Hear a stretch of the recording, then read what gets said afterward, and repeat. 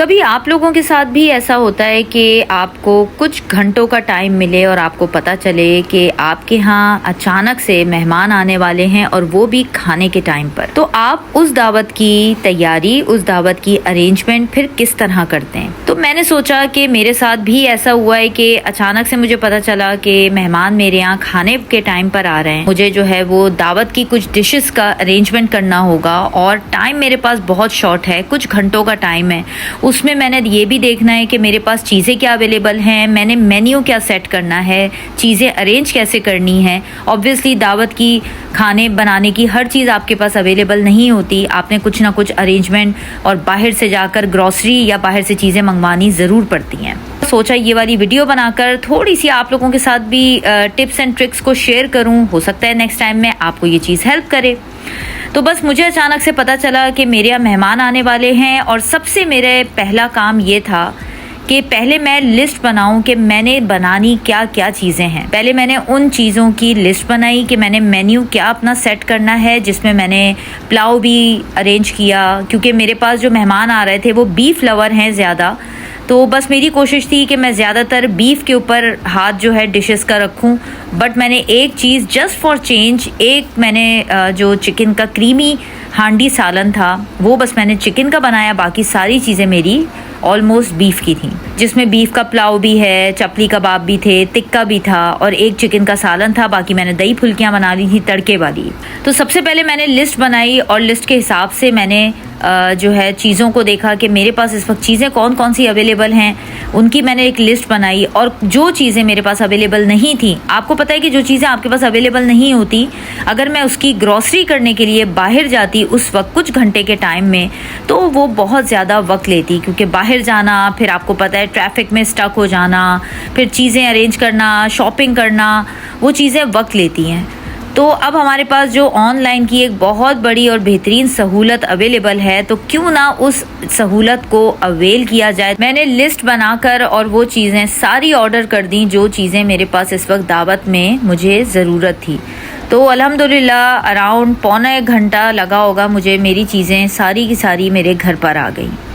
तो जब चीज़ें घर पर आई हैं, कुछ चीज़ें मुझे मैरिनेट करनी थी, जैसे टिक्कों का मसाला लगाकर मुझे गोश्त पर मैरिनेट करना था, वो सब मैंने छोटी छोटी बोटियां करके उसको मैरिनेशन का टाइम दिया। और चिकन आपको पता है बड़ी जल्दी पक जाता है। अब जब आप दावत बना रहे होते हो, अचानक वाली दावत में आपको एहसास होता है कि यार मैंने तो नाश्ता भी नहीं किया, तो झटपट जो है मैंने समोसे मंगवा कर और अपनी कॉफ़ी के साथ मैंने कहा थोड़ी सी एनर्जी आपको भी लेनी चाहिए, क्योंकि आप दावत अरेंज कर रहे हो, उसके लिए एनर्जेटिक होना दैट इज़ वेरी इंपॉर्टेंट। तो एक समोसा और एक कॉफ़ी का कप पीकर क्यों ना अपने अंदर एनर्जी लेकर फिर काम किया जाए, तो मैंने वही किया।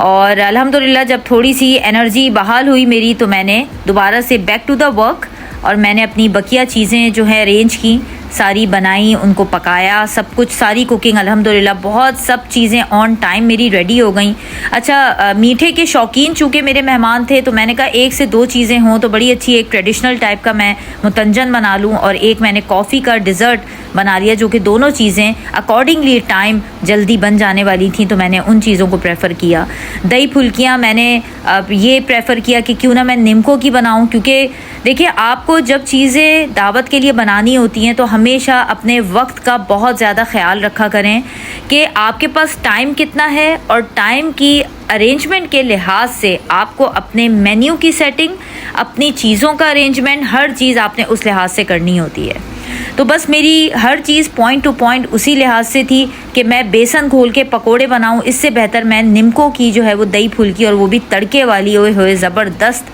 जो है वो फ्लेवर आ जाता है जब आप उसमें लगाते हैं कड़ी पत्ते का भगार, जैसे कि आपके सामने है।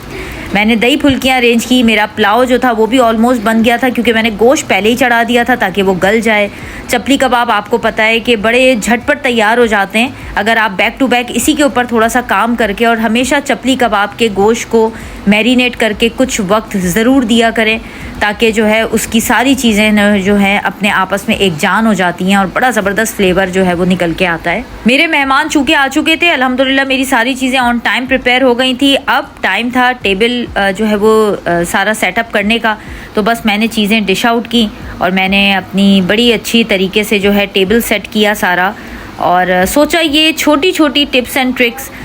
जो है वो आपके साथ मैं शेयर कर लूँ और आपको भी हो सकता है इसमें जो है कुछ चीज़ों में हेल्प हो जाए, क्योंकि अक्सर दावत लोगों की अचानक से अरेंज हो रही होती है तो लोग प्रेफर करते हैं कि क्यों ना बाहर से 2-3 चीज़ें मंगवा कर दावत कर दी जाए। देखें, मेरा सोचना ये होता है कि अगर घर पे दावत हो रही है, कोशिश करें कि घर की चीज़ें अपने मेहमानों को खिलाएं, क्योंकि बाहर तो मिलने वाली चीज़ वो बाहर जाकर भी खा सकते हैं, तो उसकी तो कोई बिग डील नहीं है। लेकिन घर की दावत मीन्स कि घर में रहकर अगर आप उनको घर का खाना खिलाएंगे तो उसमें उनको एक अलग ही मज़ा आएगा। तो उम्मीद करती हूँ कि इस वीडियो से कुछ ना कुछ आपको टिप्स एंड ट्रिक्स में हेल्प होगी कि आप दावत अगर अचानक आ जाए तो आपका उसका अरेंजमेंट और उसका जो है सेटअप आप किस तरीके से करें और बिल्कुल अपने आप को रिलैक्स करके अपनी दावत का सेटअप करें। फिर देखें, दावत भी मज़ेदार, आपके मेहमान भी खुश और आप भी रिलैक्स होंगे, खुश होंगे कि अपने हाथ से बनाया हुआ खाना जो है जब आप अपने मेहमानों को खिलाएं और आपको तारीफ़ के 2-3 बोल मिल जाएं तो आपको ऐसा लगता है कि आप दोबारा से रिफ्रेश हो गए, दोबारा से चार्ज हो गए। कमेंट करके ज़रूर बताइएगा कि एक मेरी छोटी सी दावत की ये वीडियो, ये व्लॉग बनाने की कोशिश आपको पसंद आई है।